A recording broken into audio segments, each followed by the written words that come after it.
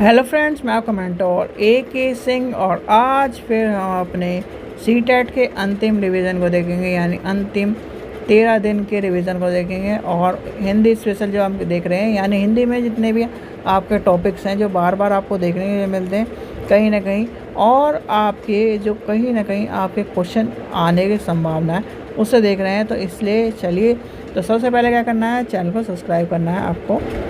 तो क्या है, चैनल को सब्सक्राइब करना है, वीडियो को लाइक करना है, शेयर करना है, टेलीग्राम ग्रुप को ज्वाइन करके रखना है, जिससे आपको इस तरह की और वीडियो मिलते रहे।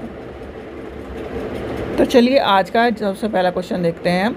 सबसे पहला क्वेश्चन आपका आ जाता है कोश विषयक मॉडल। लिखिए कोश। आज की वीडियो आपको छोटी ही मिलेगी क्योंकि छोटे टॉपिक हैं आपके, ज़्यादा बड़े टॉपिक हैं। विषयक मॉडल। अब ये होते क्या हैं भाई, आपका मान लीजिए किसी भी छठी, सातवीं, आठवीं आने की अध्यापक जो है भाषा के शिक्षण के दौरान विद्यार्थियों को व्याकरण और जो शब्दों के भंडार को आपसी संबंधित करने के बारे में बता रहा है। और वही जो क्या है इसके एक तरह से भंडारण, यानी कि कक्षा 8 का जो बच्चा है उसको दौरान, यानी कि उसके शिक्षण के दौरान उसे व्याकरण भंडार को आपसी संबंधित कैसे बैठाने हैं, उसके क्या है अध्यापक को कोश विषयक मॉडल विधि का अनुसरण करना पड़ेगा। सीधी सीधी बात है भाई। एक यानी कि जैसे आपके क्या है 1 से लेके Z तक 26 अक्षर होते हैं। ऐसे ही क्या है हिंदी में कितने होते हैं बताइए, 50+ लिख दिया मैंने, इसके आगे बताइए कितने होते हैं। 52 होते हैं, 53 होते हैं, 54 होते हैं। और कितनी भाषाएं होती हैं, कै की 12 खड़ी आपको पता ही होगी, ख की 12 खड़ी ये आपको पता होगी। 12 खड़ी के बारे में भी आपको पता होना चाहिए, ये भी कभी कभी पूछ लिया जाता है। ठीक है, वो तो वैसे ज़्यादातर यूपी टाइट में पूछा जाता है, पर कहीं ना कहीं आपको पता होना चाहिए हिंदी के स्टूडेंट होने के नाते। तो ये आपको क्वेश्चन आपसे पूछा जाता है। अब ये क्या है, कोश विषय मॉडल मतलब एक तरह से शब्दों का भंडार के तौर पर लेके चलो।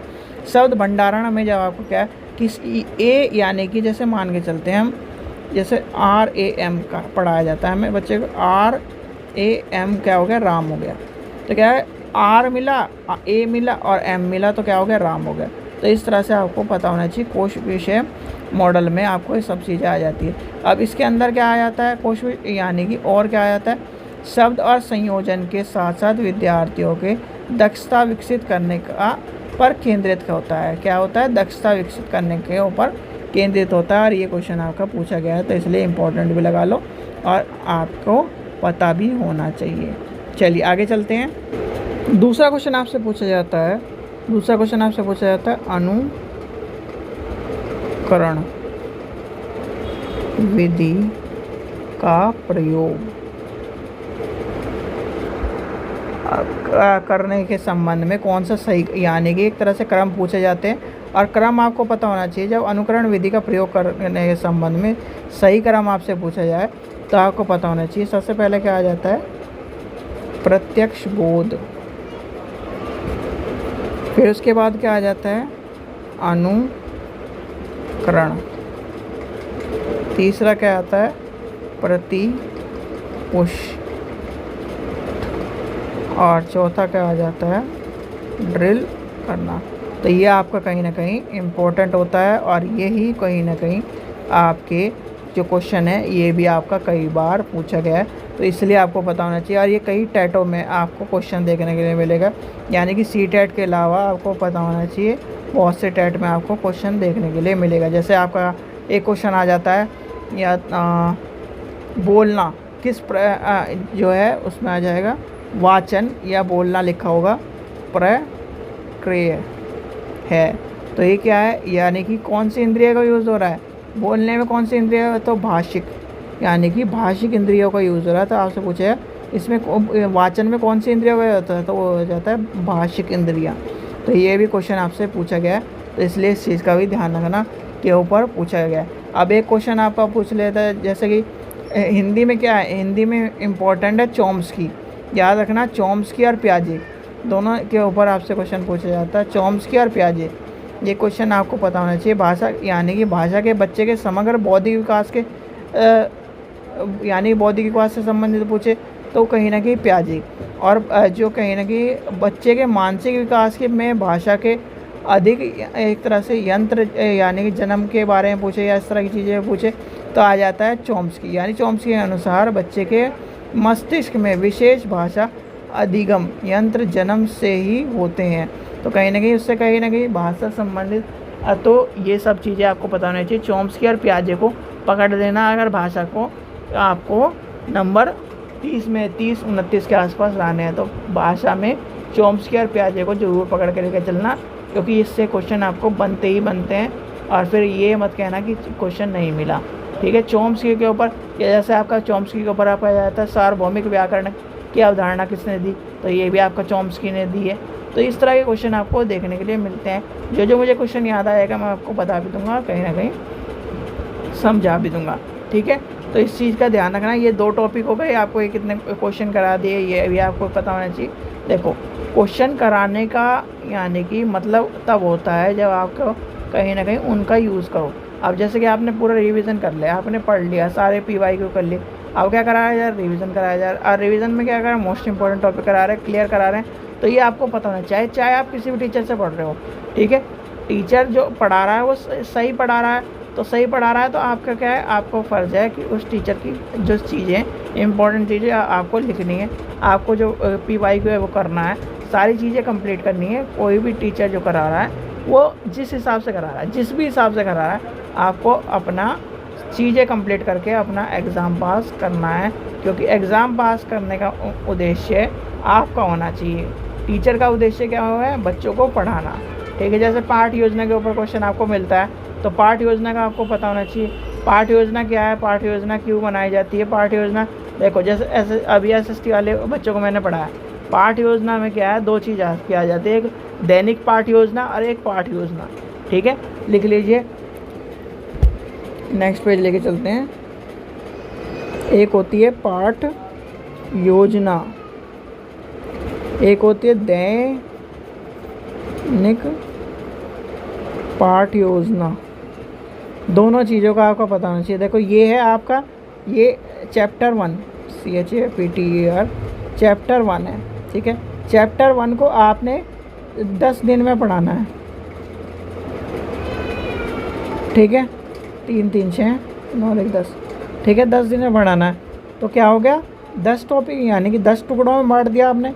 जब हम क्या करते हैं, एक चैप्टर को, एक पार्ट को टुकड़ों में बांट देते हैं तो वो क्या होता है, पाठ योजना। अब योजना में क्या पढ़ा रहा है कि इस पहले दिन मैं इस तरह पढ़ाऊँगा, दूसरे दिन यानी कि एक दिन में क्या होगा, एक दिन में मैं उसे कहानी के तौर पर पढ़ा दूंगा, दूसरे दिन क्या होगा, मॉडल ला के पढ़ा दूंगा, तीसरे दिन क्या है उसे लेकर, आखिरी दिन मैं उन्हें घुमा के ले आऊँगा वहीं पर। तो इस तरह की चीज़ें क्या है, जैसे कि पार्क की कविता है तो पार्क में घुमा के ले आऊँगा। और ये क्या है, दैनिक पाठ योजना क्या है, ये 10 दिन कराया गया। 10 दिन क्या है, एक दिन में जो हो रहा है वो क्या है, एक दिन का दैनिक योजना है। तो उसमें क्या हो जाता है, इसके पाठ योजना के बारे में आपका इम्पोर्टेंट क्वेश्चन बनता है जो कि आपको पता होना चाहिए। तो ये आपको कहीं ना कहीं इम्पोर्टेंट तौर पर आपको ये सब चीज़ें आपकी आती ही आती हैं। और जैसे कि ये पाठ योजना हो गया, पाठ योजना के प्रकार बताइए, पाठ योजना क्यों इम्पोर्टेंट है, और ये सब चीज़ें आपकी इम्पोर्टेंट बन जाती है, जिससे आपको कहीं ना कहीं चीज़ें पता होनी चाहिए, ठीक है। चलिए आगे देखते हैं, नेक्स्ट आज का लास्ट टॉपिक देखते हैं। लास्ट टॉपिक क्या है, चलिए आगे चलते हैं। अब आती है यानी कि आप भाषा की बात कर रहे हो तो भाषा में चुनौतियाँ भी हुई नहीं, तो भाषा अधिगम में